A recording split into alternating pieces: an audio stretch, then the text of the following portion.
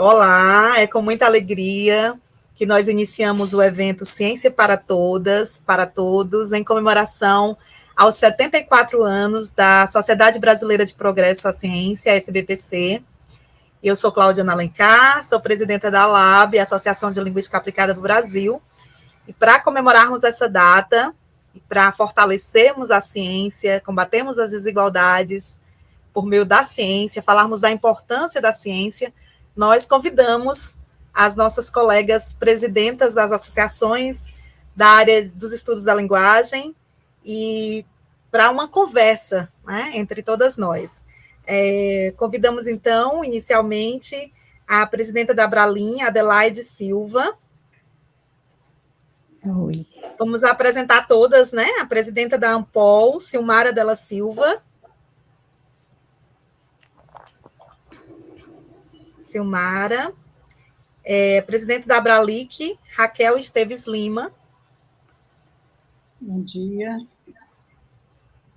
Nós vamos, então, iniciar a nossa conversa, a primeira rodada, apresentando um pouco, falando um pouco das associações, né, da área de letras e linguística, e a Adelaide, então, é convidada a, inicialmente, falar sobre a Abralim.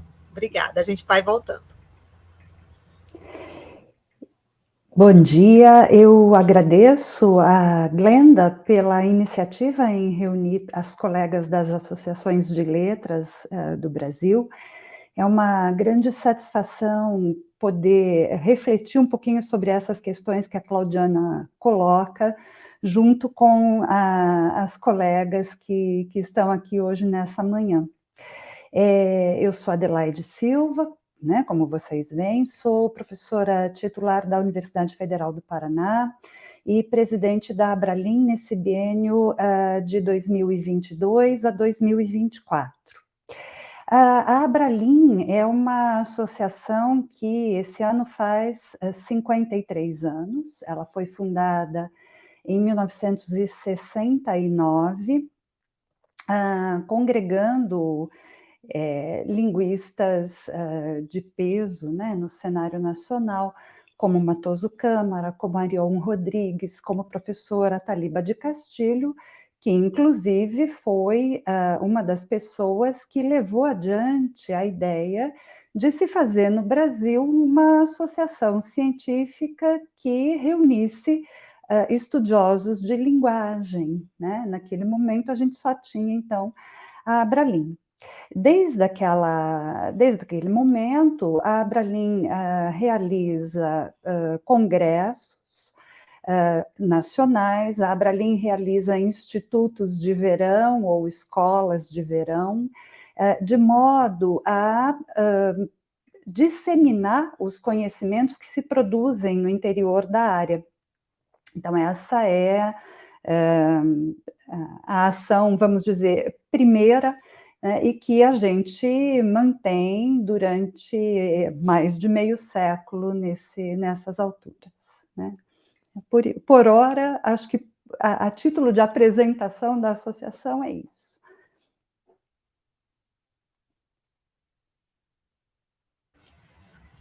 Agora eu convido, então, a Silmara Della Silva, da Ampol, para falar um pouco para nós sobre a Ampol.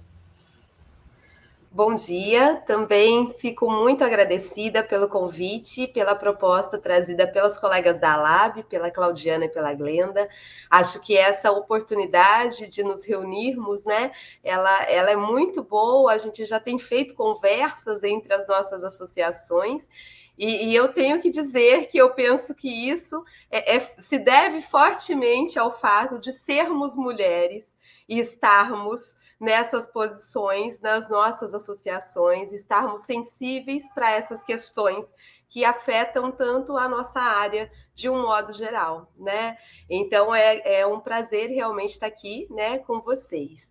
E, bom, eu sou Silmara Della Silva, sou professora associada da UF, a Universidade Federal Fluminense, no Departamento de Ciências da Linguagem e assumi a presidência da ANPOL em outubro de 2021 para o próximo biênio até 2023, né?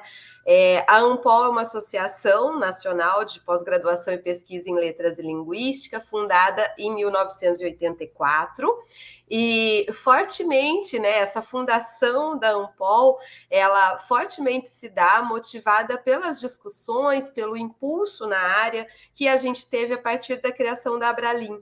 Né? Então, nós temos esse vínculo aí que motiva a fundação da nossa associação da ANPOL a partir do diálogo propiciado nos congressos que a Abralim já vinha realizando, né? E a ANPOL, ela surge desde o início para pensar a pós-graduação, mais especificamente, né? Além da pesquisa, mas também com um vínculo muito forte na pesquisa, na medida em que a gente propõe essa organização dos GTs, dos grupos de trabalho, que contemplam diferentes segmentos dentro das letras e das linguísticas, né? Das diferentes perspectivas teóricas. Então, ela se especifica nesse trabalho com coordenadores de pós-graduação, então, pensando as políticas mesmo de pós-graduação no país, e os GTs numa outra frente, congregando pesquisadores. Então, hoje a ANPOL reúne 140 programas de pós-graduação e 54 grupos de trabalho, né? E nós já vamos esse ano para o nosso 36º Encontro Nacional da ANPOL, né? Então, temos aí todo um percurso nessa luta mesmo pela ciência, pela pesquisa, pela produção do conhecimento no país. Acho que é isso, então, e seguiremos aqui na conversa. Obrigada. Agora a querida Raquel Esteves Lima vai falar da Abralic e também dela própria. Obrigada. Bom dia a todas e todos. Eu queria inicialmente agradecer também por esse convite generoso que a Glenda me fez, e estou muito feliz em estar aqui conversando com as minhas colegas sobre a nossa área. Eu acho que esse diálogo, né, entre todas as áreas e todas as associações é extremamente importante para que a gente possa discutir os problemas comuns, pensar alternativas, né, para esse momento difícil em que a gente está vivendo ultimamente, né? Bem, eu sou professora titular de literatura brasileira da Universidade Federal da Bahia e atualmente presido a Abralic, né, a Associação Brasileira de Literatura Comparada, e no biênio 2022-2023, né?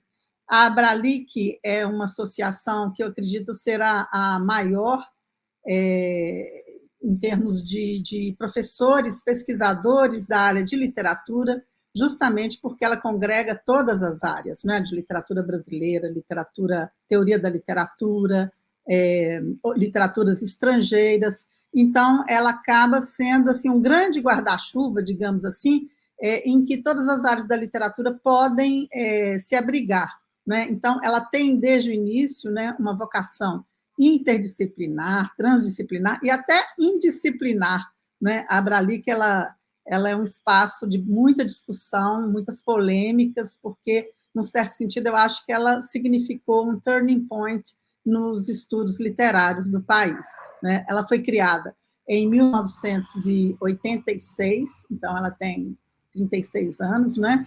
E foi pensada, imaginada a partir de um congresso da Associação Internacional de Literatura Comparada, que aconteceu em 1985, e a partir de 86, então, ela é fundada, e a primeira presidente foi a professora Tânia Carvalhal, que infelizmente não está mais conosco, e a segunda foi a professora Eneida Maria de Souza, que também faleceu recentemente, uma grande perda para a nossa área, e contou com nomes importantíssimos na sua presidência, como Silviano Santiago, Eduardo Coutinho, vários outros, João César Castro Rocha, vários outros, e não dá para falar de todo mundo, né? Mas são todos pesquisadores altamente qualificados, e ela, sendo uma associação itinerante, né, ela também congrega, né, todo o país a discutir a literatura a partir de questões locais, que também chegam ao nacional e, principalmente, por ser literatura comparada, ao âmbito global. Acho que é isso por enquanto, depois a gente fala um pouco mais. Obrigada. Obrigada, Raquel. Obrigada. Eu vou falar, então, agora um pouco da ALAB, né, que é a caçula das associações. Eu sou Claudiana Alencar, eu estou também no Nordeste, né, como a Raquel, sou professora do curso de Letras e do programa de pós-graduação em Linguística Aplicada da Universidade Estadual do Ceará. Também atuo na educação, né, trabalhando com educação crítica, com pedagogia crítica, educação popular. Também dou aula no mestrado em educação. E juntas, né, nós também somos uma diretoria de mulheres na LAB. Estamos nessa gestão desde 2020, deveríamos ter concluído, né, em 2022, 2021, né? Mas devido à pandemia, a gente fez uma assembleia online, né, e decidiu prorrogar mais um ano até arrumar a regularização, né, o novo regimento, para atender também essa perspectiva agora nessa nova realidade que nós estamos vivendo, né? A Associação de Linguística Aplicada do Brasil, a ALAB, ela nasce em 26 de junho de 1990, recentemente fizemos aí 32 anos, né, de associação, com o objetivo de construir esse lugar, né, acadêmico, científico, dinâmico, né, instigador das reflexões, das pesquisas na área de linguística aplicada. E o que a professora falou, né, da interdisciplinaridade, essa linguística aplicada, né, que é indisciplinada, porque ela busca justamente romper com as fronteiras, né, trazendo aí diálogos, né, em torno das investigações de linguagem que consideram os usos situados da linguagem, né. Então, nesse sentido, nas diversas esferas das práticas sociais, a linguística aplicada está atuando, não é, entendendo a linguagem como prática social, né, e não como uma aplicação, aí a gente tem a linguística aplicada não como uma aplicação das teorias linguísticas, né, mas como uma atuação de pesquisadoras e pesquisadores nessas relações entre linguagem e sociedade, né. Então, a linguística aplicada está fomentando essas pesquisas, né, nós temos atuado atualmente em diversas discussões também políticas, né, das políticas de linguagem, das políticas de pesquisa, e como a Silmara fala, eu acho que esse momento, né, a Raquel traz a dificuldade desse momento que nós vivemos de tantas, no Brasil também, né, de tantos cortes na educação, na pesquisa. Mais do que nunca, nós, enquanto associações, precisamos estar presentes, porque percebemos, né, que as associações não são apenas um lugar de congregar e de divulgar pesquisas, congregar pesquisadoras, pesquisadores e divulgar pesquisas, mas também de nos fortalecer como área, reivindicando também aquilo que é importante para as nossas áreas e nos fortalecendo em defesa da pesquisa e da educação nesse país, né? Então, as associações têm atualmente, né, feito um papel muito forte, né, de reivindicar o fomento à pesquisa. Enfim, nós vamos conversar mais sobre isso aqui agora, né? E aí eu passo, então, para a nossa primeira parte, né, em que nós vamos dialogar justamente sobre essas questões. E nós vamos tentar seguir essa ordem também, né, aqui da conversa, começando pela Abralin, que foi a grande semeadora aí, né, e nós estamos aqui trazendo essas sementes boas para os nossos terrenos férteis aí, né. Então, nessa primeira rodada, eu gostaria que as colegas conversassem, né, refletissem um pouco sobre como vocês observaram e avaliam, né, os impactos da pandemia de Covid-19 na pesquisa nos campos, né, dos nossos campos de estudos da linguagem. Então, vamos lá. Eu acho que é preciso começar mencionando a atuação da diretoria anterior, capitaneada pelo professor Miguel Oliveira, da Universidade Federal de Alagoas.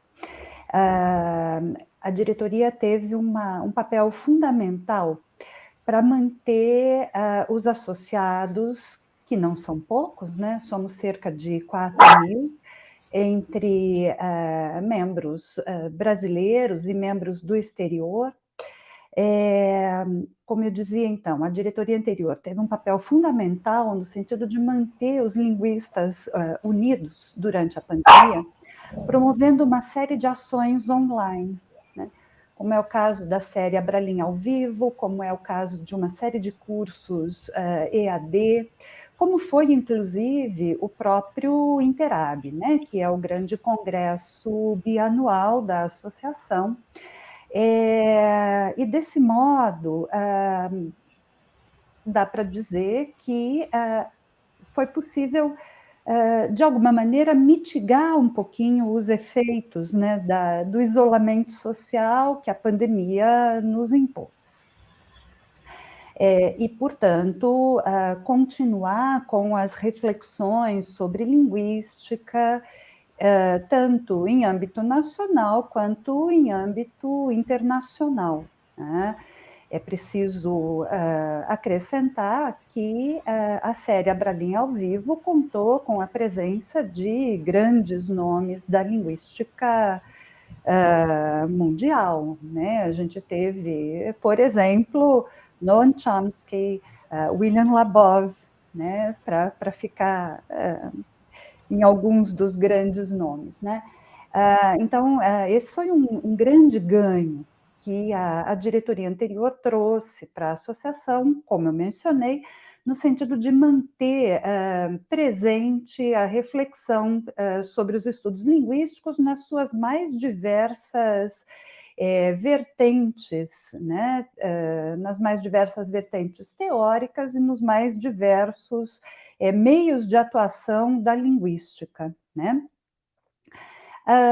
Apesar desses esforços todos, é inegável que a gente tenha efeitos da pandemia sobre a pesquisa na área de estudos linguísticos, como a gente teve sobre quaisquer outras áreas da ciência, não só no país, mas me parece que, sobretudo aqui, né, num momento em que, é preciso dizer, a gente sofreu as consequências de um governo muito pouco preocupado, para usar um eufemismo, muito pouco preocupado com essas questões, né, que demorou a começar a vacinar a população, e que, ao mesmo tempo, promoveu todo um descrédito, ou tentou promover todo um descrédito da ciência nacional,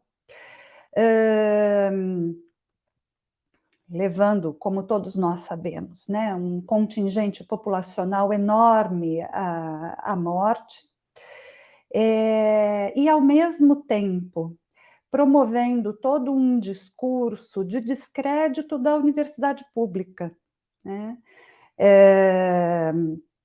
Pela propagação de fake news, que vinham muitas vezes por vias oficiais, como nós assistimos repetidas vezes, tristemente, né, na imprensa, a partir da declaração, inclusive de pessoas que ocupavam cargos na pasta do Ministério da Educação, né, cargos de destaque no Ministério da Educação, até, como nós sabemos muito bem, o corte de verbas destinadas à ciência e à tecnologia no país.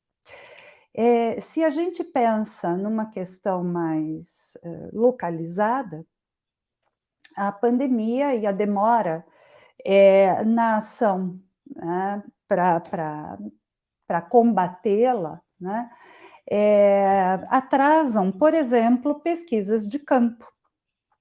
Então, para quem precisa colher dados, né, e não são poucos os pesquisadores que fazem isso, para quem precisa colher dados, o isolamento social representou, inevitavelmente, a impossibilidade, né, de continuar com essa tarefa, o que desemboca também, inevitavelmente, num retardo, né, para uma série de pesquisas.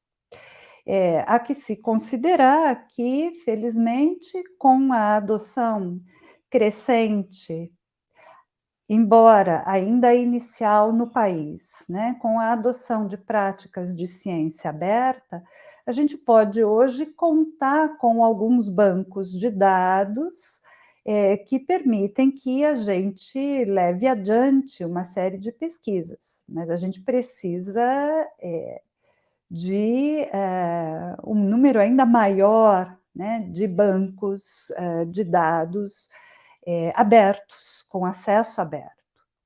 E é óbvio que isso tudo demanda ações de coleta, né? E eu volto à minha observação. Essa pesquisa de campo teve um impacto direto, né, em razão do isolamento a que a gente, obviamente, foi obrigado, né? Mas não é só isso, a gente tem impactos de outras ordens e é preciso pensar também num impacto de ordem, eu vou chamar em linhas muito gerais, psicológicas, né? É preciso pensar que a pandemia impôs uma série de dificuldades, impôs um panorama muito adverso, um panorama um tanto quanto inusitado, e muitas pessoas adoeceram em razão desse panorama, né? Muitas pessoas ficaram emocionalmente abaladas, o que significa que a pesquisa na área também se ressente desses fatos. É impossível a gente negar que a gente tem pessoas que se ressentiram disso e, portanto, que tiveram seu percurso de pesquisa atrasado, né? Por exemplo, e eu acho que os programas de pós-graduação, inclusive, sentem isso, né, de uma maneira bastante significativa, né? Em razão justamente desse momento, né, um tanto quanto inusitado, como eu comentei, né, pelo qual a gente passou e que traz essa outra ordem de reflexos. Então, para retomar, resumir e concluir essa minha observação nessa rodada, embora a Abralin tenha tomado uma série de iniciativas, né, para manter a conversa ou as conversas e as reflexões entre os linguistas nas mais diferentes vertentes teóricas e linhas de pesquisa, e embora isso tenha sido altamente significativo para a linguística nacional, é inegável que as pesquisas em linguística tenham sofrido aí um impacto de duas ordens, né? Um impacto imposto de duas ordens, pelo menos, eu preciso frisar, um impacto que vem, por um lado, né, do isolamento social, e que impede, especialmente os linguistas que têm que recorrer à coleta, têm que recorrer a campo, né, a estudos de campo nas suas pesquisas, e, por outro lado, a esse impacto psicológico, como eu chamei, que, bom, decorre diretamente dessa situação inusitada, potencializada por todas as questões governamentais, que a gente conhece muito bem, e, portanto, é isso, né? Inegavelmente, a pesquisa sofre também os reflexos e os impactos dessa situação. Muito obrigada, Adelaide e Raquel. Não é Ampol agora? Ah, desculpa, é mesmo. A gente pode combinar nessa ordem, aí vocês mesmos já podem pegar o microfone, abrir e falar. Obrigada, viu, Raquel? É a Bom, Silmara. isso, mas também não tem problema se a gente se alternar também nessa ordem, né? Mas, enfim, pensando, né, um pouquinho nesses impactos da pandemia nas pesquisas na nossa área de letras e de linguística, eu acho que eu começo mesmo refletindo sobre esse lugar da ciência, né? E é impossível a gente pensar a prática científica fora das suas condições de produção, né? Então, a gente precisa pensar nesse contexto sócio-histórico e no impacto que ele produz sobre as práticas científicas, né? E nós vivemos, desde o início da pandemia de Covid-19, como a Adelaide já destacou, um cenário de muitas perdas, né? Nós vivemos a perda de muitas vidas, né? De muitas vidas de pessoas queridas, de companheiros de trabalho, de pesquisadores, de alunos, né? Então, nós tivemos perdas de pesquisadores jovens em formação, né? Doutorandos aqui do nosso programa, por exemplo, na UF, do Programa de Estudos de Linguagem, né? E além claro, né, de familiares, enfim, em todas as esferas, né? Então foram tempos muito difíceis realmente, né, com essas sucessivas perdas que nós tivemos em nível pessoal e profissional. E isso não foi sem o descaso do governo, né? Não foi sem o descaso do governo federal, com um atraso enorme, né? Um descaso na compra das vacinas e com o deboche mesmo com a gravidade da pandemia. Então, nós éramos também bombardeados praticamente todos os dias no ano de 2020 com piadinhas, com é só uma gripezinha, isso não é nada, todo mundo vai morrer, né? Coisas desse tipo que só agravam, né, o cenário de desolamento social que a gente já vivia. As perdas também estão na perda de postos de trabalho, na perda dos empregos, né, na precarização do trabalho, já iniciada lá em 2017, com a reforma trabalhista, né? Então, nós temos um cenário muito difícil, né? As perdas e os cortes na ciência, né? Os cortes para a ciência e para a educação. E esses cortes, eu acho que é muito importante a gente se lembrar que eles não atingem só os grandes projetos em todas as áreas. Eles desolam o cenário desde a base, porque a gente passou por cortes de bolsas de iniciação científica, de bolsas de mestrado, de doutorado, que são o lugar de formação dos futuros pesquisadores, né? O nosso chão mesmo na universidade, na formação para pesquisa, ele foi profundamente abalado, né, nesse cenário em que a gente tem uma dificuldade muito grande da manutenção dos postos de trabalho e a gente tem, ao mesmo tempo, cortes e redução nas bolsas e reduções o tempo todo promovidos por esse governo, né? Então, acho que isso é muito importante e a gente não pode perder de vista. E, obviamente, tudo isso afeta a produção do conhecimento de um modo geral, não só nas letras e na linguística,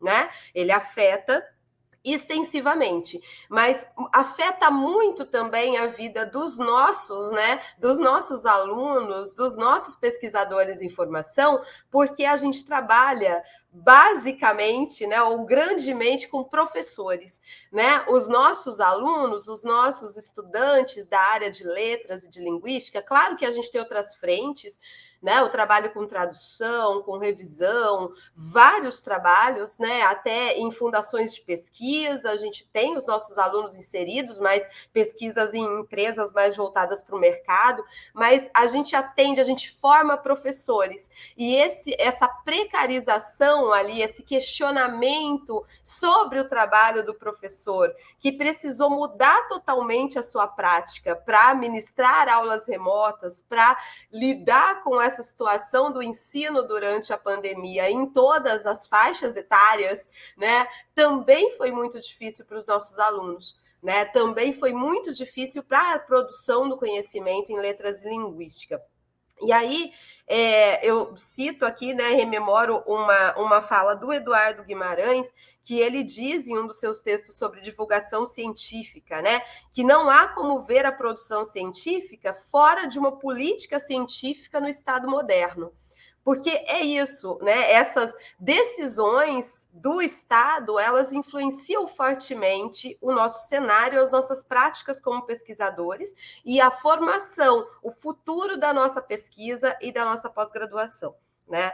E claro, né, que as consequências elas foram inúmeras também, nessa ordem que a Adelaide já mencionou, no adoecimento, né? O adoecimento impulsionado também pelo isolamento social. Então, à medida que a gente teve que reconfigurar a vida, né, e estar muito mais aqui nas telas, né, a gente também teve uma dificuldade muito grande de manter uma sanidade mental, de manter um funcionamento pleno ali da saúde, né, do organismo saudável, dada tantas dificuldades e tantas agressões que eram diárias, né?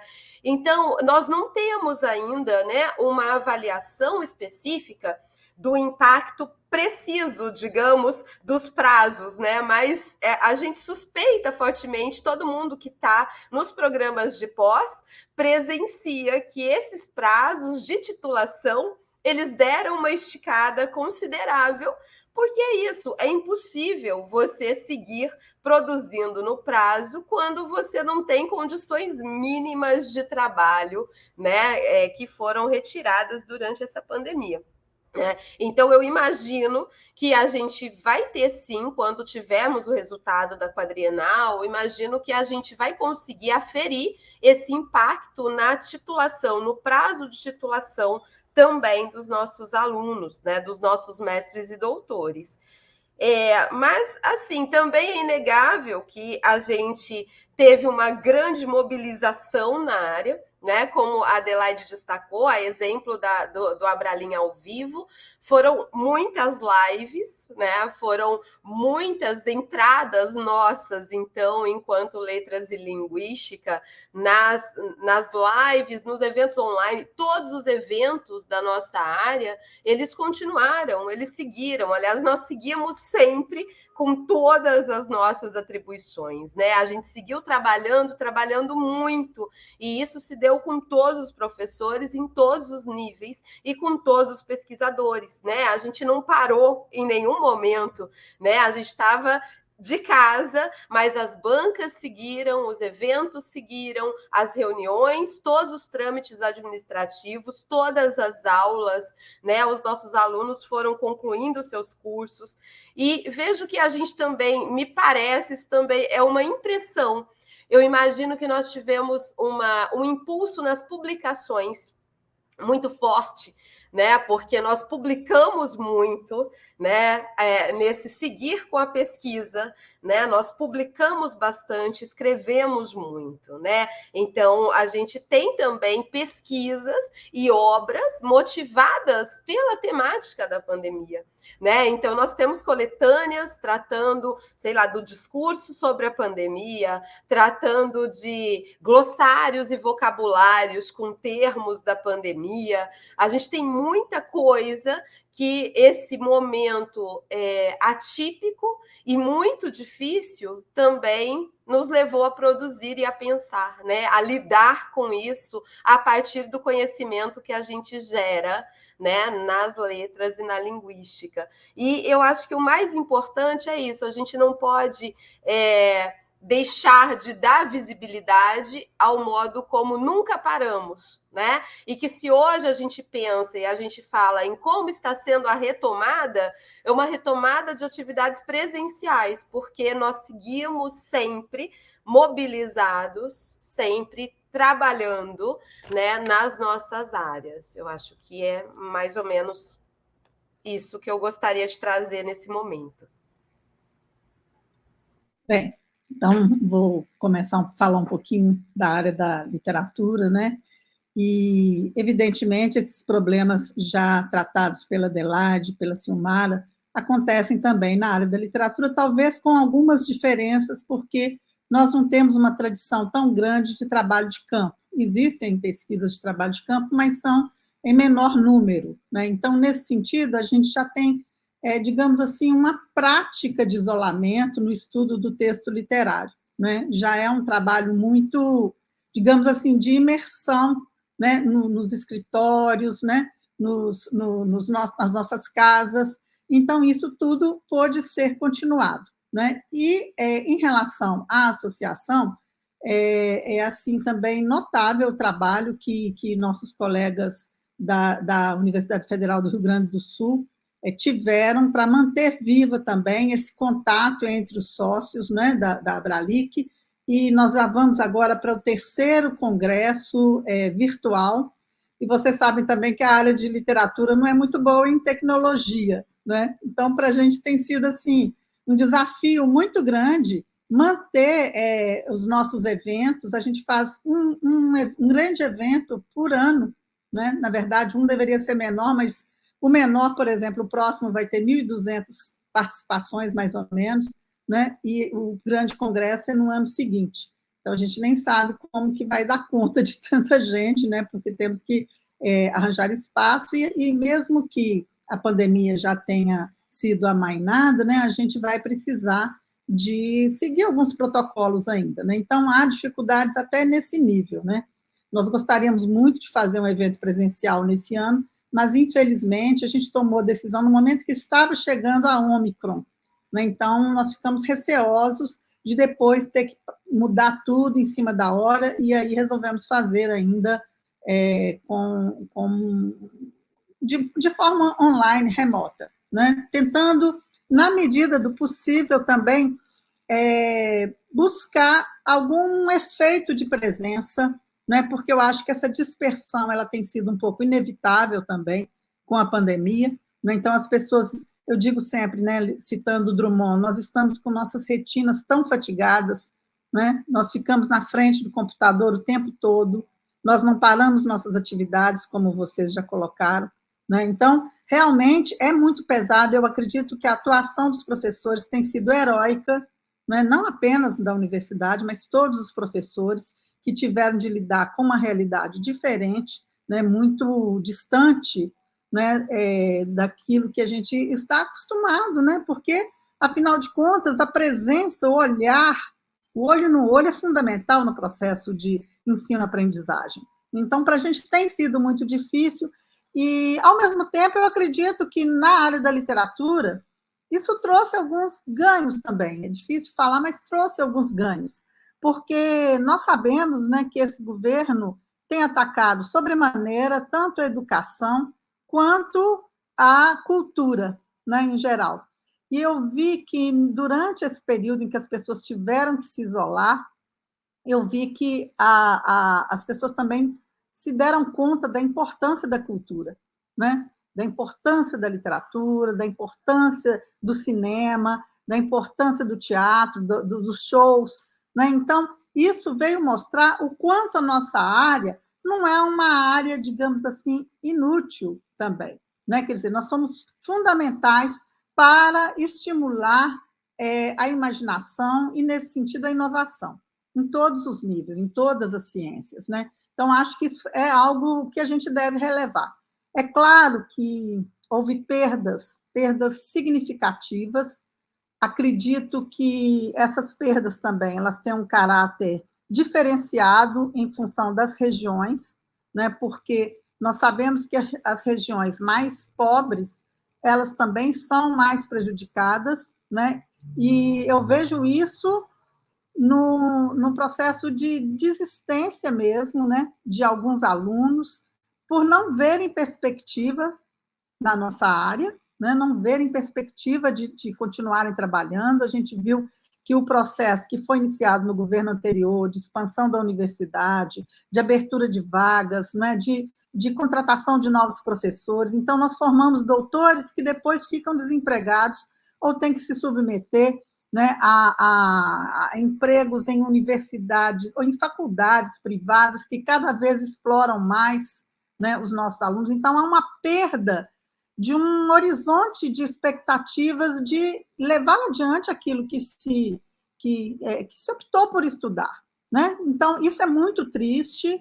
é algo que a gente não pode, com que a gente não pode se conformar, e eu espero que, digamos, nas próximas eleições, a gente consiga realmente chamar a atenção de todas as pessoas, de todos os brasileiros e brasileiras, né, sobre essa importância, né, do nosso campo, do nosso terreno da cultura e da educação de um modo geral, do ensino, né, que tem sido tão abandonado, tão controlado, né, pelo menos há uma tentativa de controle muito grande, e eu sinto que agora é a hora de a gente realmente chamar a atenção das pessoas para a questão da educação, da pesquisa, do ensino, né, da importância da ciência e da cultura, né? A literatura, ela também é uma forma de conhecimento, é importante a gente dizer isso, né? Quando se fala em ciência, parece que as artes ficam de lado.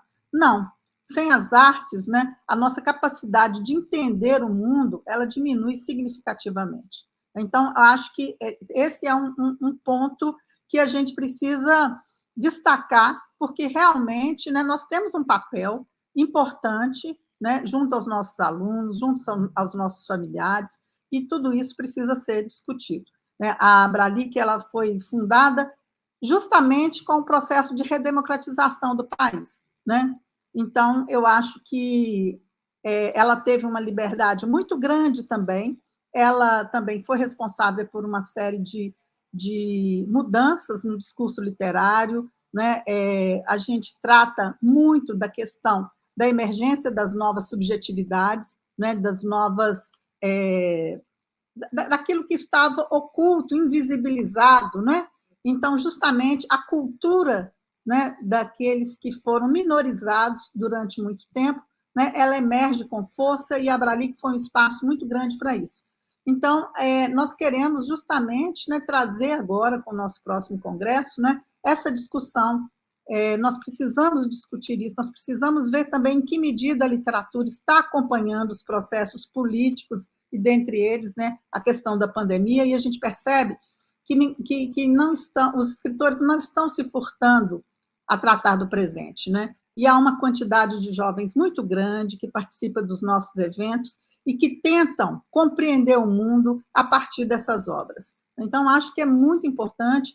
Nós realmente, assim, sentimos por continuarmos à distância, né? Mas entendemos também que não podemos cortar o contato, né? Então, o importante é isso, mesmo que as retinas fiquem fatigadas, né? Nós continuamos na luta aí para minorizar um pouco os efeitos, né, dessa pandemia e desse governo, desse desgoverno, né, que nós estamos vivendo. Acho que é isso. Excelente, Raquel, Adelaide, Silmara. Nós também, assim como a Abralic, né, ficamos impedidas de realizar o nosso evento anual presencial. Também, quando fizemos, não conseguíamos nem os orçamentos, né, porque os decretos ainda estavam em vigor, os decretos que proibiam os eventos com mais de 100 pessoas. Então, nosso próximo evento, também anual, que é o Congresso Brasileiro de Linguística Aplicada, né, que é bianual, ele vai acontecer online também, de 6 a 11 de novembro, e tem justamente essa temática, né, linguagem e sociedade em tempos pandêmicos. E a gente percebe, aquilo que vocês colocaram, né, e o que vocês trouxeram, mostram para nós como as coisas, como as relações, a humanidade está interconectada, né, e não apenas com as questões tecnológicas, com o humano e o não humano, mas com as diversas dimensões da vida, porque a gente percebe que a crise sanitária, né, essa crise da Covid-19, vocês trazem diversos elementos políticos também na conversa, né, como ela está também relacionada às outras crises, né, e a gente pode dizer assim, a crise do próprio sistema capitalista, né, então essa questão das dimensões da vida, né, da falta de cuidado com as questões ambientais, o Brasil está sofrendo, né, um grande ataque na Amazônia, os povos indígenas, né, estão sofrendo ataques, e a gente percebe como isso também vai atuar na questão, por exemplo, da proliferação do vírus, da pandemia, né, e no próprio tratamento disso, porque essa dimensão, essa interconexão, né, que mostram as diversas crises juntas, nos fizeram ver também uma acentuação das desigualdades, né, os sistemas de saúde, né, como é que tudo não estava preparado, ou pela falta de investimento público, né, os sistemas também sofreram colapso. Então, é muito importante que, como a linguagem é uma forma de vida, né, e vocês têm mostrado isso nas falas de vocês, que nós, enquanto associações, estejamos também atuando nesse sentido.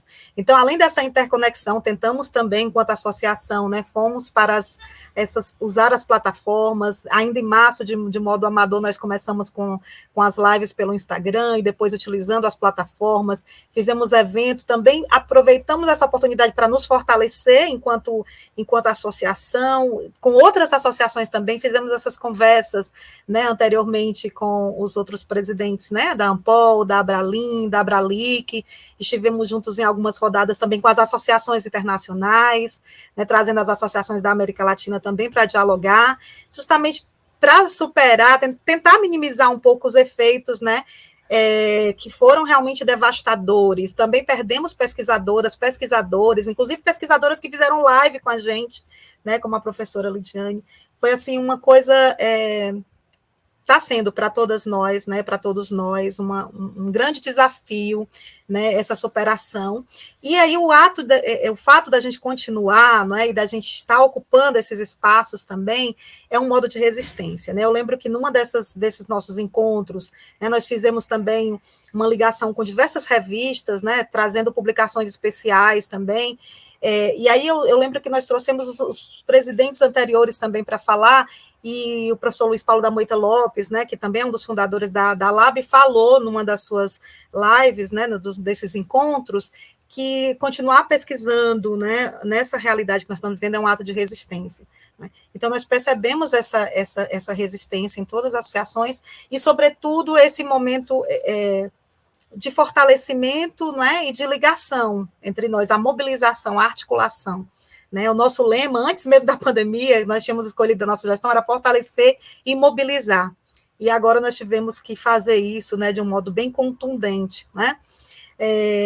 Porque somente juntas nós podemos lutar contra esses cortes, né, contra a retirada de direitos. Nós fizemos uma série de movimentações, porque todas nós estamos convivendo, enquanto associação, sabemos que é uma bomba atrás da outra, né? Cada dia a gente tem uma notícia de retirada de direito, de corte, e as associações têm que se movimentar, e nesse sentido, nessa mobilização, a SBPC, né, que está aniversariando, aí, fazendo 74 anos, tem exercido um papel fundamental, né, na produção de notas, mas não apenas isso, porque algumas pessoas dizem, mas espera aí, é só nota de repúdio? Não, organizando audiências públicas, né, lutando, articulando, né, com pessoas, com políticos, contra os cortes, né, do Fundo Nacional de Ciência e Tecnologia.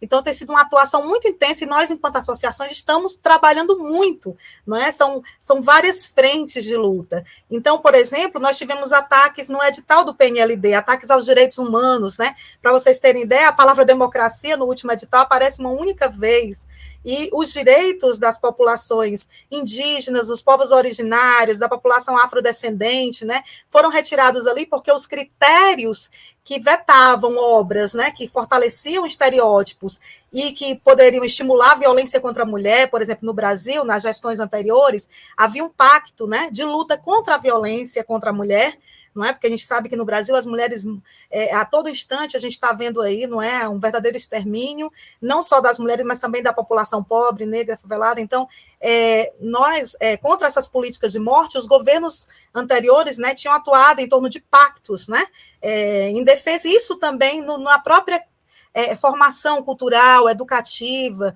nos livros didáticos. Então, você tinha critérios, se os livros, né, didáticos quebrassem, né, esse pacto em defesa da vida, né, em defesa dos direitos, né, das minorias, dos povos originários, da população afrodescendente, esse livro seria eliminado. Isso foi cortado.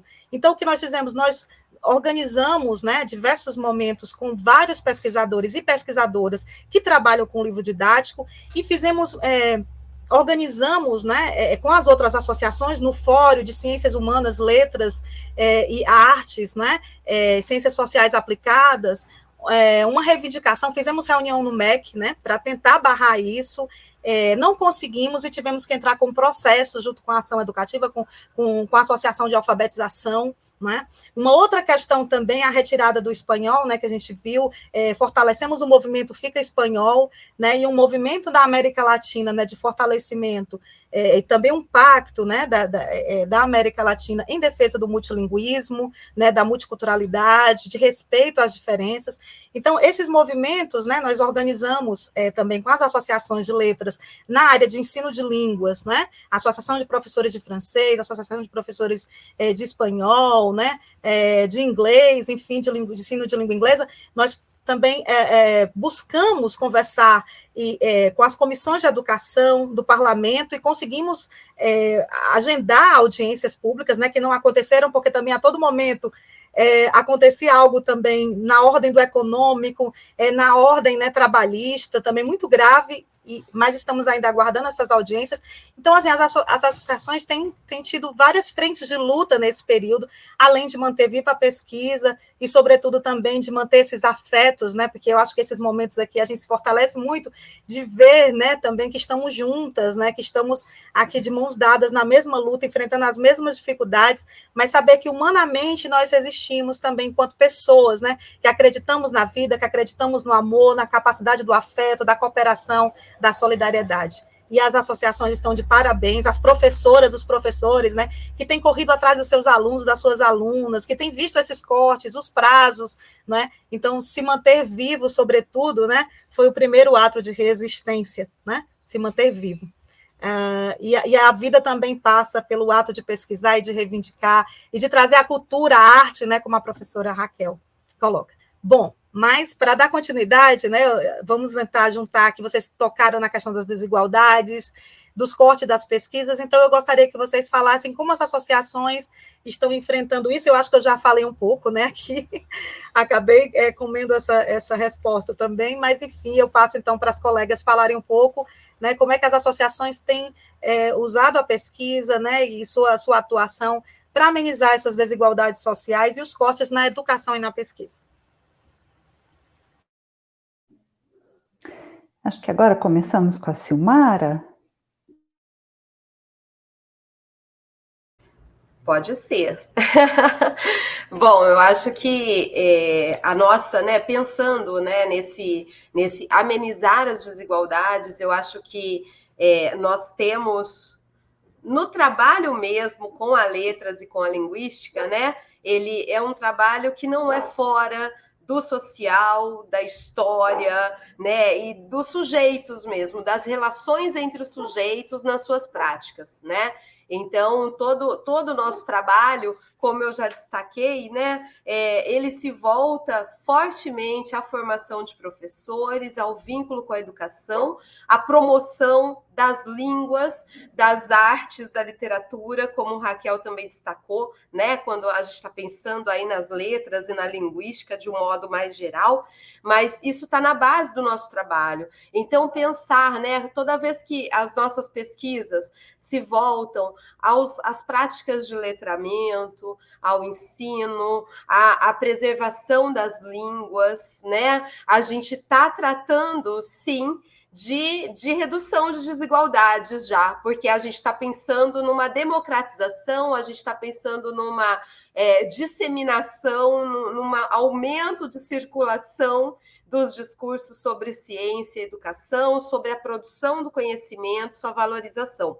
Então, eu diria que a nossa luta é, desde sempre, por amenizar as desigualdades. Mas, e mais recentemente, eu vejo que na nossa área nós temos nos engajado muito mais fortemente em pensar diversidades regionais, né, que é muito importante, como a Raquel mencionou, né, na última fala dela.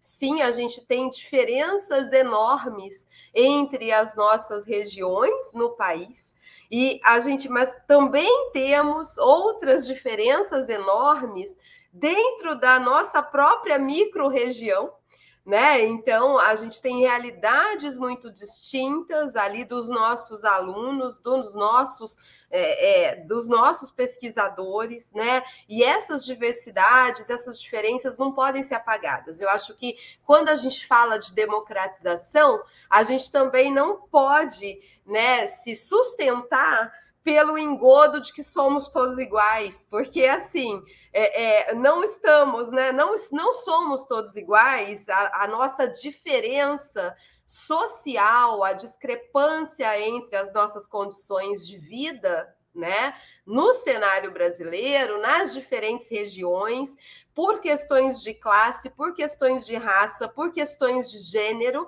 elas marcam, elas gritam, né? Então a gente tende a não, precisamos diminuir as desigualdades e pensarmos que somos todos iguais. Mas a pandemia, principalmente, nos mostrou assim muito fortemente que não estamos em pé de igualdade, somos muito diferentes, temos diferenças muito grandes, e penso que esse discurso também de apagamento das diferenças é um jeito de preservação dessas diferenças todas e de manutenção, né, daqueles que estão nas posições dominantes, de se manterem nessas posições. E a gente precisa ter mexidas nisso. Então, eu vejo, assim, de um modo muito positivo, o modo como nós temos buscado incluir na nossa área, nos programas de pós, ações e políticas afirmativas, por exemplo, né? Então, a gente vê um movimento nas nossas universidades, nos nossos programas de pós, de aprovação de resoluções, de criação de GTs, de ações e políticas afirmativas, né? Tudo isso é muito positivo, a gente precisa seguir nessa luta, que é um caminho de redução de desigualdades para além daquilo que a gente sempre tentou promover, né? Ao estudar línguas indígenas, por exemplo, né? A dar visibilidade a discursos, né? Do patriarcado, a discursos misóginos, né? São todas ações que se voltam a essa democratização. E a gente precisa seguir realmente, fortalecer essa nossa luta por recursos, para manter também as nossas pesquisas em todos os níveis, né? Então, quando a gente luta, a gente se mobiliza, né? Contra os cortes, isso a gente tem feito, né, como vocês disseram, a partir das convocações da SBPC, também nessas lives, nesses movimentos de organização de mesas. Desde outubro do ano passado, a gente segue organizando, se mobilizando em dias, né, de não aos cortes, né, contra a precarização da ciência, né? Claro que antes disso também, mas fortemente a gente tem tido dias de luta, né, para a gente se mobilizar em torno dessa questão da luta pela ciência, e essa luta, ela é de todas nós, né? É uma luta de todas as nossas associações, de todas as nossas pesquisadoras, de todos os pesquisadores, até porque é um modo também de reduzir a desigualdade, a gente conseguiu acesso. Então, quando a gente consegue ali uma bolsa de iniciação científica, ela pode ser decisiva na permanência ou não de um aluno na graduação, né? Ela pode ser decisiva na formação de um futuro pesquisador na nossa área, né? Ela pode ser decisiva no retorno que isso representa quando eu tenho um professor que passa por uma formação sólida na universidade e que retorna para a sala de aula para trabalhar com as crianças, né? Então, isso é muito importante e muito invisibilizado, né? E a gente, eu acho que dar a ver essas nossas condições é extremamente importante. Então, penso que nós temos nos mobilizado, né? A gente tem buscado caminhos para levar, fazer circular a produção do conhecimento, não que a gente faça tudo, né? A gente não consegue, a gente está na luta realmente, tentando buscar soluções, como podemos chegar. Eu acho que na pós-graduação, de um modo geral, no nosso último documento de área, né? Ele enfatiza muito essa relação com a educação básica, a relação com as integrações, os intercâmbios também regionais, né, além dos internacionais, que são formas que a gente tem de seguir lutando, se fortalecendo, né? Mas eu reafirmo que essa luta não é fora do político, né? A gente precisa, sim, também cobrar do Estado, né, esse comprometimento com a educação e com a ciência. Acho que é isso.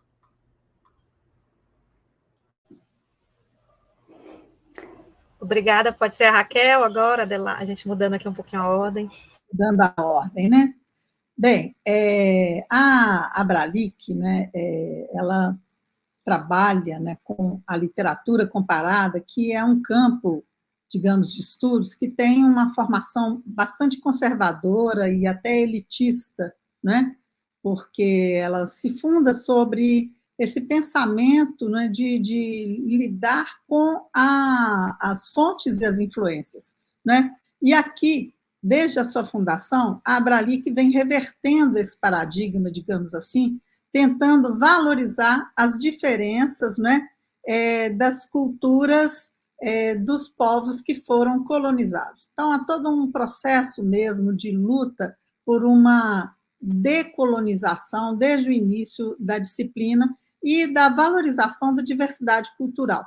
Então, acho que isso é algo que é notável, né, e às vezes até gera alguns conflitos com pessoas que têm visões um pouco mais conservadoras em relação ao cânone literário, né? Mas a Abralic sempre foi um espaço de inclusão, não um espaço de exclusão. Nós não excluímos o cânone, mas também procuramos fazer leituras não canônicas desse cânone, né? Então, nesse sentido, eu acho que ela é uma associação extremamente aberta à diferença, à diversidade, né? E as novas epistemologias, digamos que é uma possibilidade de criação de discussões que possam vir a gerar uma pluriversidade, digamos, ao invés de uma universidade, né? Então, eu falei um pouco aqui, né, da questão dos setores minorizados, e a gente vê que temos hoje um número imenso de pesquisas, né, sobre a cultura afrodescendente,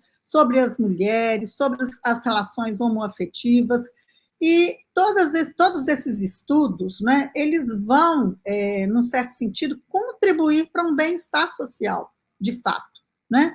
Porque, na medida em que a gente desrecalca, né,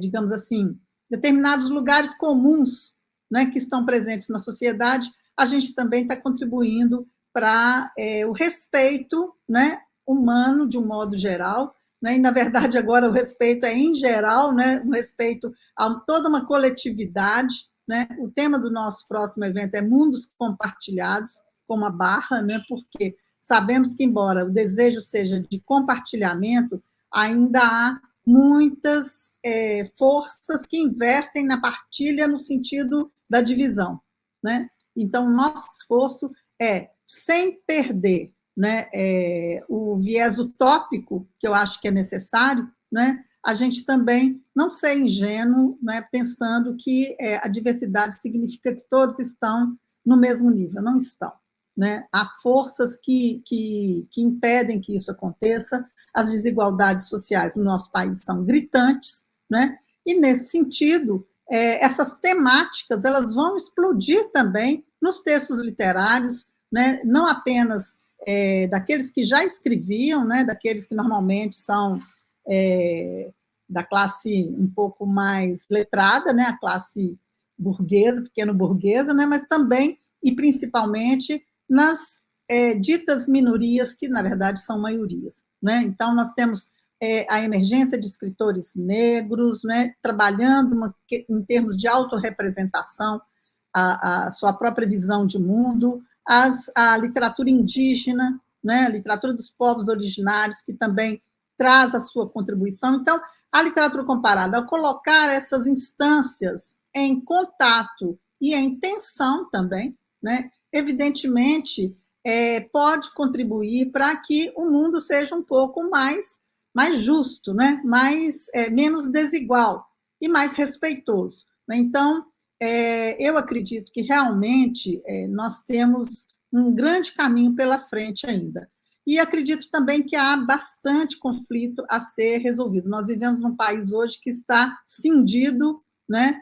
É um país que está dividido, em que as famílias estão separadas, que os amigos, amizades se foram desfeitas, né, em função de problemas ideológicos, né, de crenças ideológicas. Então, de fato, eu acho que a gente precisa apostar na conscientização, no diálogo, na conversa, né, na análise dos discursos, numa perspectiva não autoritária, né, tentar compreender também, né, o que nos levou a esse predomínio de um discurso de extrema-direita, né, um discurso que quer controlar as nossas falas, as nossas disciplinas, né, que quer nos impedir de falar de questões cruciais, né, de não doutrinariamente, mas em termos de produção de espaços de democracia para que se discuta,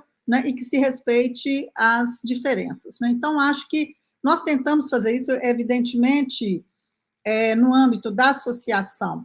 Isso tem feito através de políticas de diminuição dos custos para os eventos, que até a tecnologia nos propiciou isso, né? Os eventos virtuais, eles são menos custosos do que os eventos presenciais, então há uma redução, e com isso a possibilidade de participação de pessoas que eventualmente não poderiam ser ouvidas, né? Em qualquer parte do mundo ela pode participar dos congressos, né? Também instituímos a política também de isenção para alunos que encontram dificuldades, né, que estão em uma situação mais desfavorecida, e estamos fazendo o possível, né, para que, principalmente, os nossos eventos sejam espaços de discussão, de compartilhamento mesmo das nossas pesquisas, né, e de luta, né, por uma sociedade que seja mais democrática, mais igualitária, né, e que respeite os direitos de todos, os direitos humanos, os direitos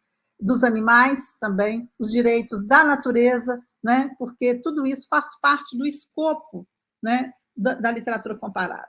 A gente trabalha muito na noção de coletividade, que não pensa mais de uma forma antropocêntrica, né? Então, nós estamos sempre em relação, e é essa relação que está desde o início da literatura comparada como uma meta, como um objetivo, como um princípio até, né? Então, nós estamos tentando lidar com isso nas temáticas, né? E também com essas ações que foram trazidas aqui pela Claudiana, né? Toda semana a gente tem uma moção, né?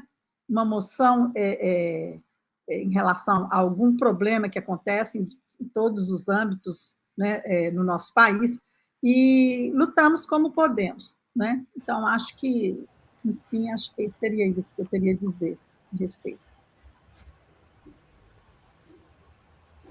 Adelaide? Vamos lá.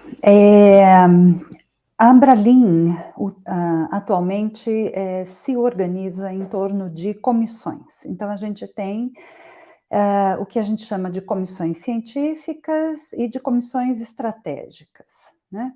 As comissões estratégicas são em número bem reduzido, nós temos hoje 5 delas, e elas são diretamente relacionadas, ou se voltam mais especificamente a questões políticas mesmo, né, que envolvem também a linguagem, claro. Estou comentando isso para observar que essas comissões que se organizam em torno das diferentes áreas da linguística acabam tendo cada uma um papel bastante importante no que diz respeito ao combate às desigualdades, né? A Silmara mencionava há pouco que é inevitável a gente pensar em questões de ensino. A gente está envolvido com questões de ensino desde sempre. Então, nesse sentido, a gente tem justamente uma comissão que trata de linguística e ensino, e que tenta aproximar cada vez mais as reflexões que a gente faz dentro da linguística lá do que se faz na educação básica, que é algo extremamente importante, no sentido, inclusive, de a gente repensar algumas práticas pedagógicas no ensino, eu vou dizer ensino de língua portuguesa com todas as aspas, né? Que a gente sabe que, no fim, que a gente tem ensino de gramática normativa na escola, o que quer que seja essa norma, como bem reflete o professor Faraco, né? Já há bastante tempo, inclusive. Essas menções, portanto, visam a dar um panorama, ainda que muito breve, né, disso que eu estou, ou dessa ação que eu estou pontuando da Abralin junto à educação básica, por um lado, e, por outro lado, a reflexão sobre questões de políticas linguísticas que perpassam, inclusive, a reflexão sobre o que é a norma, né? Que se pratica, que se ensina, né? Como é que ela se estabelece, né? Mas não é só isso, a Abralin tem atuado também em outras frentes, no que diz respeito à tentativa de mitigar desigualdades, né? Uma dessas atuações diz respeito à própria ação da Comissão de Libras, né? A Abralin tem se preocupado bastante e crescentemente com a linguística de línguas de sinais, né? Agora mesmo, na próxima 74ª reunião anual da SBPC, a gente vai ter um painel virtual com colegas que vão abordar o que se tem feito no campo de linguística de Libras no Brasil, né? Porque a gente entende que trazer essas discussões para o âmbito da linguística e da própria teoria linguística é fundamental para que, por um lado, se compreenda cada vez mais e melhor como se organiza e como funciona a língua brasileira de sinais, o que, por sua vez, acaba tendo um reflexo sobre a própria inclusão dos surdos na sociedade brasileira, tá? Uma outra vertente são os estudos de gênero, né, que trazem aí já há bastante tempo uma discussão bastante significativa e bastante importante, né, sobre a inclusão de gênero, sobre todas essas questões que a gente tem, que são candentes, né, na própria sociedade brasileira e que, bom, estão contempladas, né, no que diz respeito aí a formas de tratamento, para dizer o mínimo, né, mas a inclusão de várias, a inclusão das mulheres, a inclusão da população LGBTQIA+, né, todos esses pontos. Uma outra vertente que a Abralin tem perseguido diz respeito à documentação de línguas e, consequentemente, à preservação delas, né? E isso faz com que a gente pense especificamente nas línguas dos povos originários, né? Então, a Abralin promove encontros, né, organizados pela Comissão de Línguas Indígenas, por exemplo. Nesse ano, inclusive, em novembro, os colegas da Federal do Pará estão promovendo o 2º Seminário Internacional Viva Língua Viva, e é preciso dizer, inclusive, da importância desse tipo de evento nessa década que a Unesco dedica às línguas indígenas, né? Então, essa é uma ação, né, dentre as muitas que se podem fazer nesse sentido, de preservar, de documentar, né, línguas de povos que têm sido, inclusive, tão veementemente atacados, né? Nesses anos mais recentes e por políticas que visam a tomada das terras, né, dos povos originários, para dizer o mínimo, né? Para a gente não se alongar demais nessa história. Mas ainda no que diz respeito à documentação e à preservação de línguas, existe também todo um trabalho da comissão de sociolinguística, né? Para que se documentem falares diferentes. A gente tem toda uma variabilidade, né? Não é só uma variabilidade regional, mas uma variabilidade de registros da língua, e o pessoal da comissão de sócio tem tido, então, ou tem feito, então, todo um esforço no sentido dessa documentação,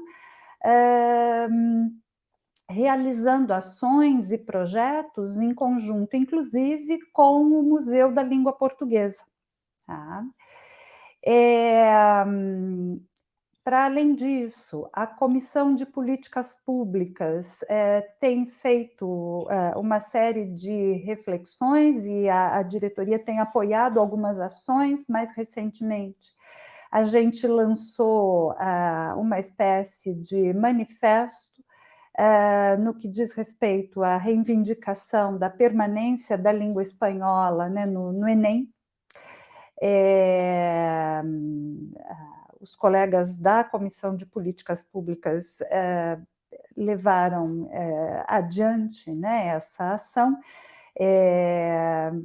que obviamente apoia, né, a ação dos colegas da ALAB, mas também ações de outras associações, como a dos hispanistas, né?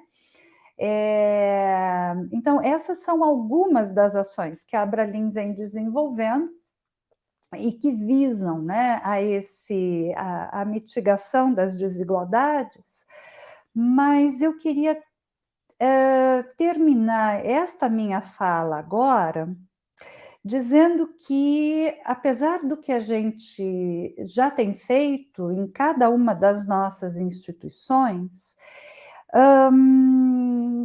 me parece que a nossa união é fundamental, considerando o cenário preocupante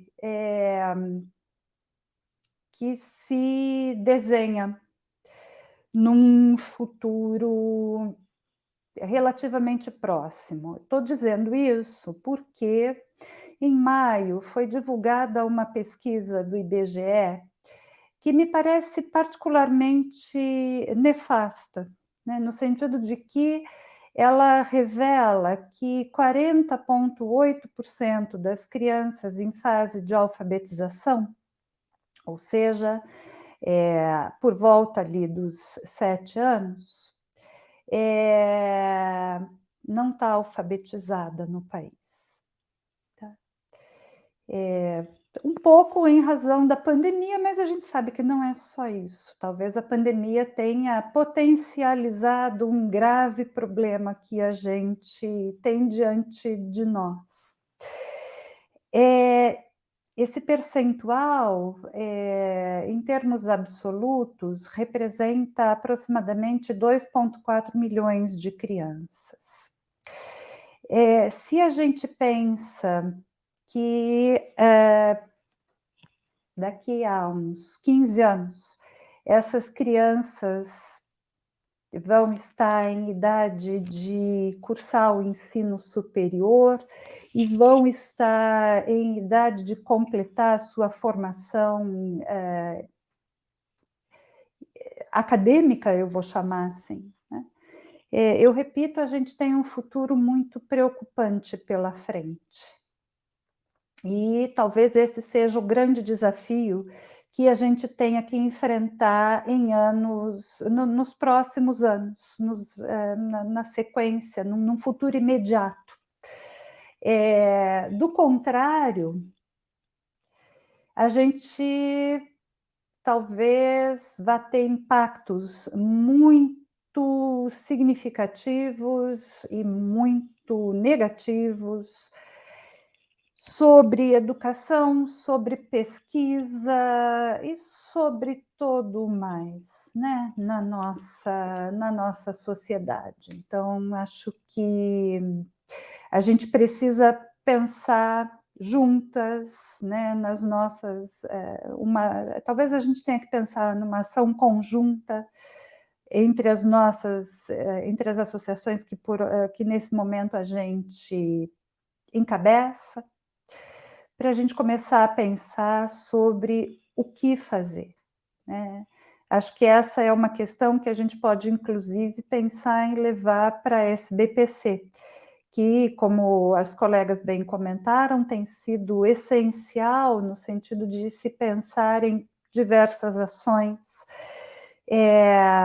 não só para promoção, mas também para proteção da ciência, da tecnologia, da educação no país, né?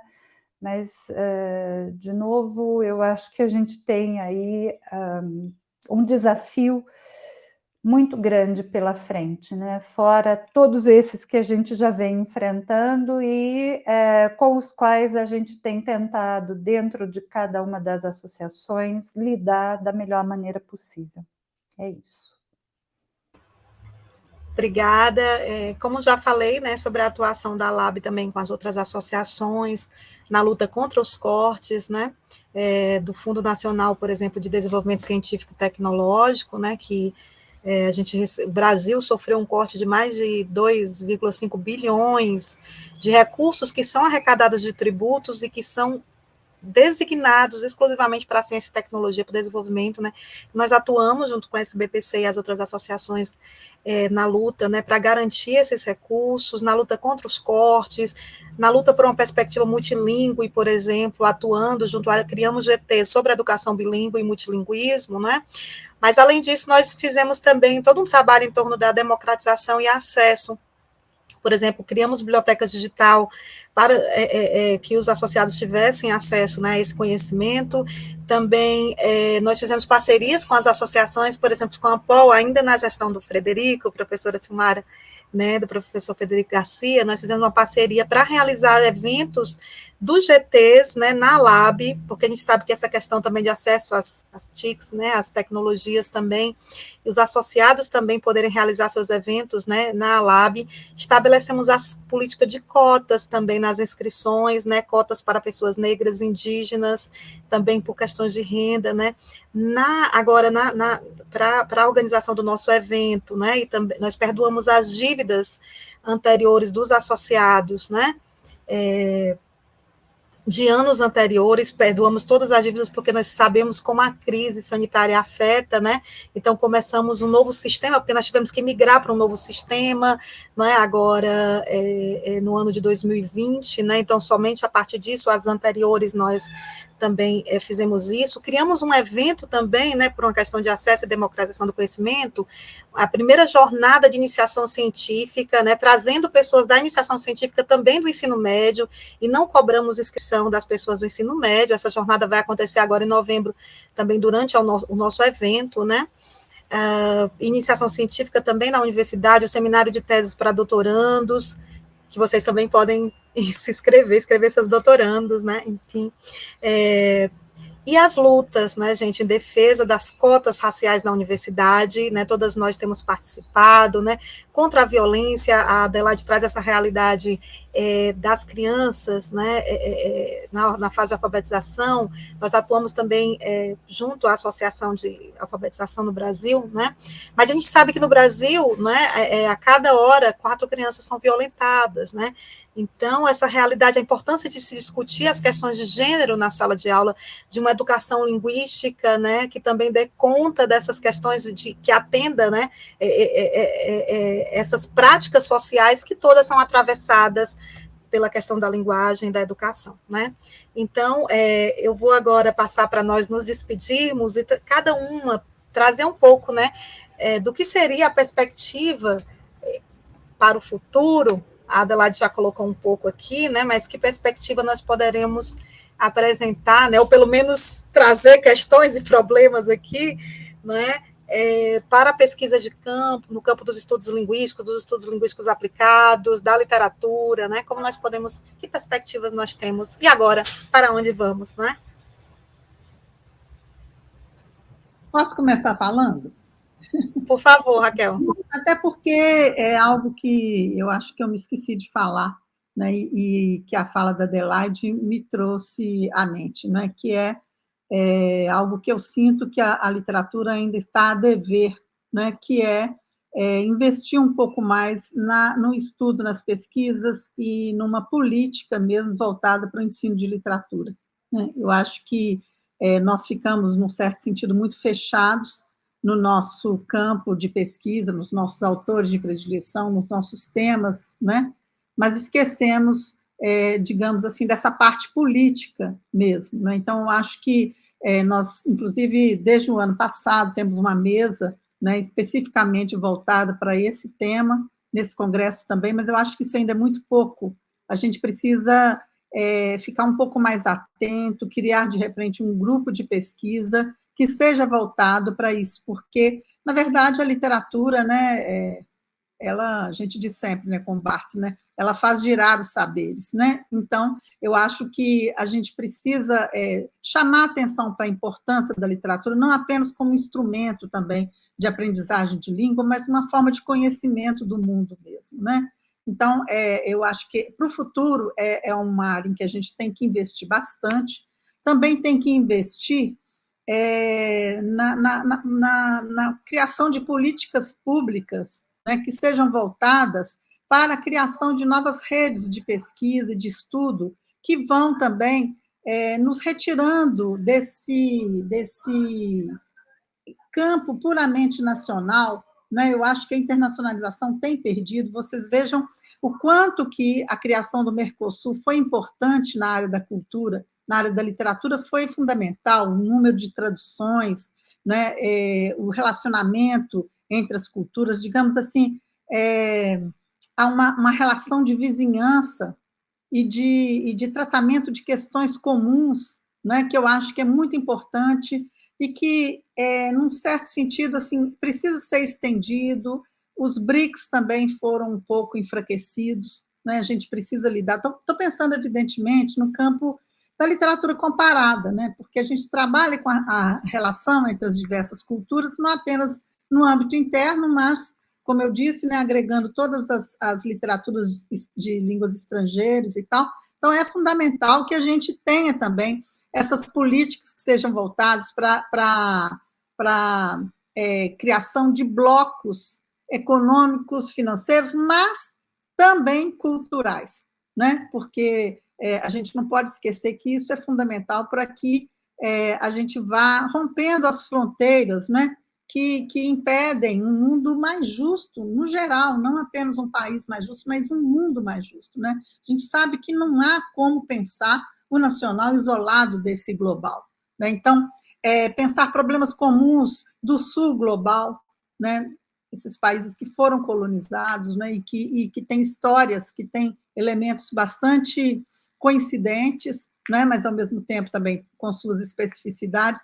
Então, acho que a gente tem que investir, né, na criação dessas redes, na criação desses blocos, né, de intercâmbio cultural, na educação, né, e continuar lutando, né, para que a gente não tenha retrocessos, né, no que a gente tem feito, porque, de fato, se formos observar as pesquisas, tanto no campo da linguística quanto no campo da literatura, elas estão atendendo a todas as questões de diversidade, né, cultural e também de acessibilidade. Então, nós temos pesquisa de variada natureza, né? E, ao mesmo tempo, eu acho que essa prática, por si só, às vezes eu digo que a gente não ensina nada a ninguém, a única coisa que a gente pode fazer é dar o exemplo, né? Então, eu acho que nossas associações têm dado exemplos contundentes, né, de uma política mais inclusiva, de uma política mais respeitosa, né? E precisamos nos organizar, talvez, um pouco mais para cobrar, enquanto áreas, enquanto um conjunto de associações, né, os nossos interesses, os nossos direitos por praticarmos o nosso trabalho, né, colocarmos em prática as nossas pesquisas de forma mais eficaz que seja possível, né? Eu acho que é fundamental isso, e na área da literatura, especialmente, a questão da educação, eu acho que ela precisa ser priorizada. Temos esquecido bastante isso. Eu acho que a linguística, nesse ponto, ela está muito à frente do campo da literatura. Acho que era isso, né? E queria agradecer, né, por essa oportunidade dessa conversa. Acho que daqui pode sair também algumas ideias nessa luta contínua, né, que a gente empreende, né, em prol da educação, da ciência, da cultura, de um modo geral. Né? Muito obrigada. Posso? Pode. Eu vou pegar carona em pontos finais da fala da Raquel. Acho que uma das possibilidades é estreitar essa nossa parceria, né? Como uma ação política, inclusive, para que a gente possa cobrar certas ações de quem de fato pode implementá-las, pensar práticas no âmbito das associações que a gente encabeça, né? No sentido de estreitar cada vez mais a conversa com os colegas da educação básica, por um lado, e, por outro, no sentido mesmo de democratizar o conhecimento que a gente produz dentro da academia e que a gente veicula nas nossas instituições, né? Ou nas nossas associações. Nesse sentido, a Abralim tem se esforçado e tem implementado algumas práticas que visam justamente essa democratização, vou chamar de um saber linguístico, né? A Abralim tem abraçado as práticas de ciência aberta nas suas publicações. Então, a editora da Abralim, por exemplo, lança editais para selecionar obras que vão ser produzidas, né, por essa editora, e no site da editora da Abralim a gente disponibiliza e-books gratuitos, né? As revistas da Abralim também seguem essa prática de ciência aberta, não só no open access dos artigos das revistas, mas também na própria prática de avaliação aberta dos artigos, né? Mas o ponto que eu quero sublinhar é justamente a possibilidade, né, de a adoção dessas práticas nos auxiliarem de forma bastante importante, né, na democratização do conhecimento, né? A gente agora teve, pela editora, teve a seleção de 9 títulos para serem publicados, coisa que a gente está organizando, né, para que daqui a alguns meses esses títulos de áreas distintas, diversas da linguística sejam disponibilizados para acesso gratuito, né, como eu comentei. Então, acho que esse tipo de prática pode ser uma boa saída, sobretudo num momento em que a gente tem práticas, por vezes, predatórias, inclusive, né, de veiculação do conhecimento, né? Eu acho que a gente pode responder a isso de uma outra maneira, né? E acho que esse também é um bom desafio para nós todos, né?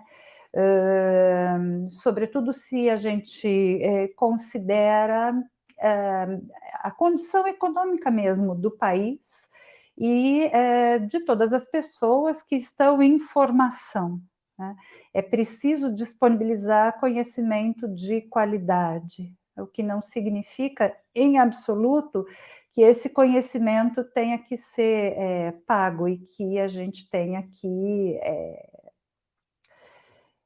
dar lucro, muitas vezes, como a gente sabe que acontece, né, inclusive no exterior, para uma série de editoras, como eu chamei, predatórias. Essa prática predatória vai justamente na contramão daquilo que a gente espera para a ciência. Então, é daí a minha insistência nesse tipo de, ou na adoção desse tipo de prática.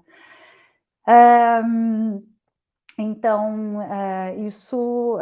essa disseminação, por óbvio, tem um reflexo imediato e significativo na pesquisa e na educação, né? Porque está, obviamente, auxiliando na formação de uma série de profissionais, né, da nossa área. Eu termino a minha fala fazendo coro com a Raquel, agradecendo mais uma vez a oportunidade de conversar com as colegas e de estreitar esses laços e essa parceria. Eu acho que essa a ação da SBPC é super importante, né, ao nos chamar para fazer essas reflexões, e também tem essa importância, como eu comentei, no estreitamento desses laços, dessas associações da área de letras. Obrigada, gente. Um grande abraço para todas. Bom, acho que posso seguir aqui, né, também nessa última reflexão, né, pensando assim, perspectivas para o futuro, né, eu costumo ser uma pessoa muito otimista, e eu brinco também com o pessoal que nesses tempos difíceis que a gente tem vivido, a gente precisa ser a nossa própria motivação para a coisa seguir, para a gente seguir resistindo, né? Então, eu acho que sim, precisamos seguir na prática da pesquisa, acreditando na produção do conhecimento, como vimos frisando. Penso que é importantíssimo a gente não perder de vista esse nosso papel enquanto associações da nossa área, porque nós também participamos desse modo como a nossa área vai se institucionalizando a partir das ações que nós desenvolvemos nas nossas associações. E isso é extremamente importante. Então, assim, né, só posso agradecer mesmo por essa iniciativa aqui. A gente vai ter, né, a presença de vocês, né, também das associações no nosso evento, no próximo Enampol. Então, vai ser também já uma nova oportunidade de debates e de encontros, e penso que os caminhos todos apontados por Raquel, por Adelaide, na relação com a educação, na relação com as práticas de ciência aberta, eles são essenciais para a nossa área. Especificamente quanto à atuação na pós-graduação, né, que é esse escopo específico aí da Ampol, a gente vive um cenário um pouco de incertezas, dado, né, essa suspensão da avaliação quadrienal, ou a gente teve avaliação, mas nós não sabemos como isso vai se desdobrar. Isso impacta fortemente nas ações de pós-graduação, porque nós não temos documento de área novo, nós não temos, né, uma perspectiva de como essas políticas serão conduzidas. Então, nós vivemos um momento de suspensão, né, dessas diretrizes para a pós-graduação especificamente, né? E já na campanha, né, a nossa campanha para assumir a diretoria da Ampol, que essa nossa chapa, ela teve como lema, né, produção do conhecimento, interlocução com a sociedade, exercício da cidadania. Então, nós juntos nessa diretoria agora, né, somos da UF, da UERJ, da UFRJ, uma parceria das nossas instituições, né, que segue também por esse caminho aí de unir forças, né, para trabalharmos em conjunto sempre que possível. E é nessa linha para a gente justamente discutir esse momento, né, de suspensão dessas atividades da pós, né, e discutir questões que consideramos centrais para a nossa área, como os desafios para a ciência aberta, como a avaliação quadrienal e os seus impactos nas políticas de pós-graduação, a ética nas práticas de ciências humanas de um modo geral, em especial na letras e linguística, e também os financiamentos em pesquisa, que a gente está propondo o nosso 36º Encontro Nacional da Ampol, ENAMPOL, que vai ser realizado de forma híbrida.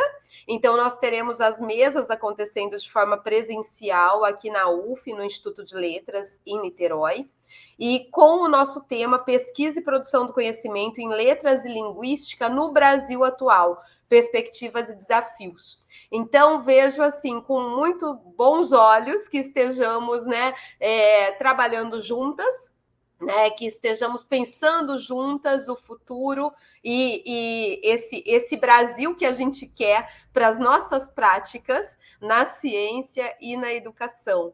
Né? E penso que esse é mesmo o caminho, né? Essas frentes que temos apontado e essa discussão, né? Então a gente fala muito, né, em sermos positivos, em olharmos, né, com bons olhos, mas isso não é sem buscar fortalecer a autonomia da proposição de demandas e de políticas para a área, né, buscando valorizar as letras e a linguística no campo das humanidades, né, e esse reconhecimento das nossas pesquisas, da importância das nossas pesquisas para a sociedade. Então, essa interlocução com a sociedade é fundamental, como a gente está buscando, inclusive aqui nessa conversa, né? Então, eu fecho agradecendo muito o diálogo com a Adelaide, com a Raquel, com a Claudiana, né? Acho que devemos seguir nesse caminho, porque juntas, né, nós temos mais chances de sermos bem-sucedidas, né? Então, muito obrigada e sigamos na luta pela ciência.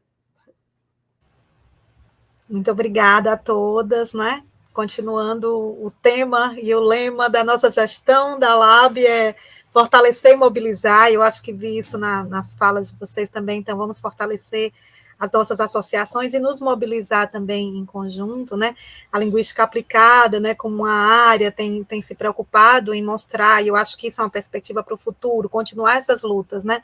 Mostrando que para a democracia, né, nós precisamos lutar pela democracia, e hoje no Brasil isso é crucial, né? Acho que a professora Raquel falou em algumas falas também sobre a questão da censura, né, que a gente está sofrendo, ataque a diversos temas, né?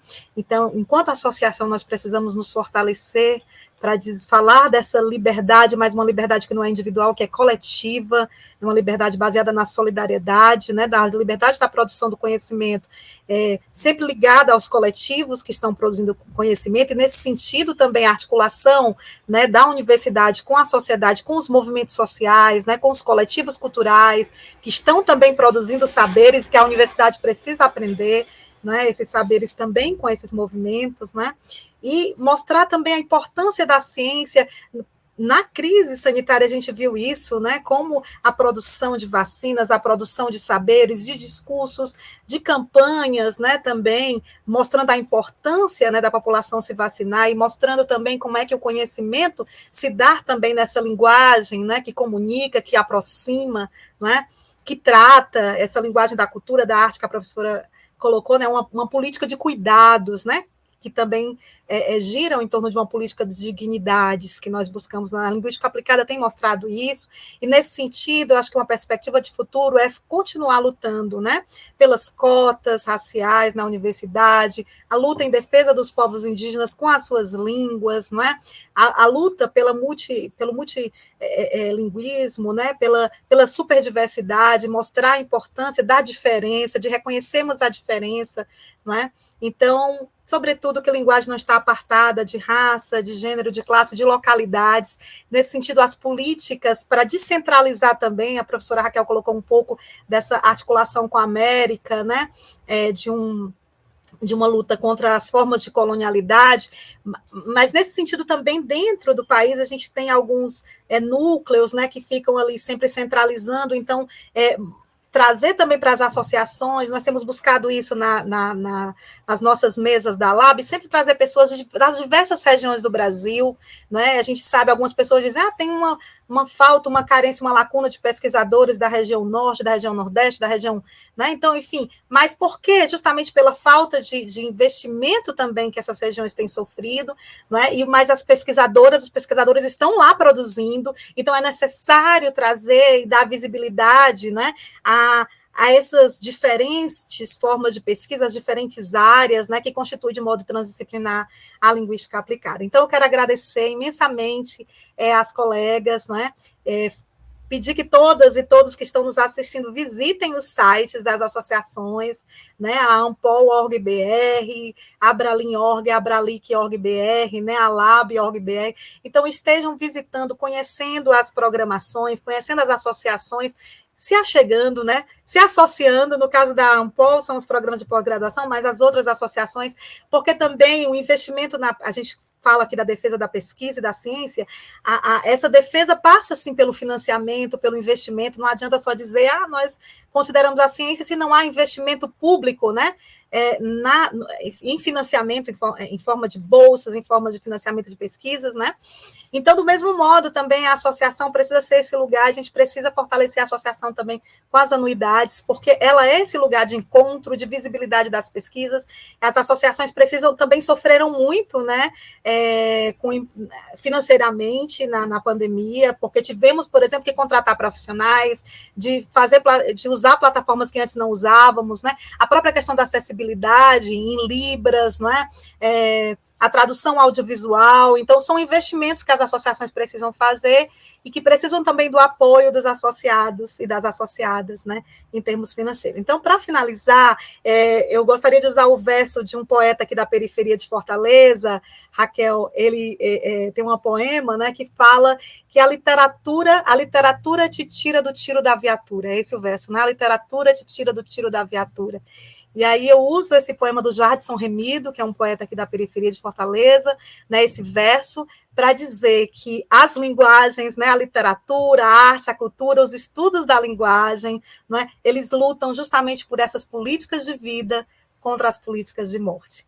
Então, agradeço imensamente as queridas Adelaide Silva da Abralim, Silmara Della Silva da Ampol, Raquel Esteves Lima da Abralic, por estarmos juntas e mostrarmos como as associações estão lutando em defesa da ciência para todas e em defesa da vida.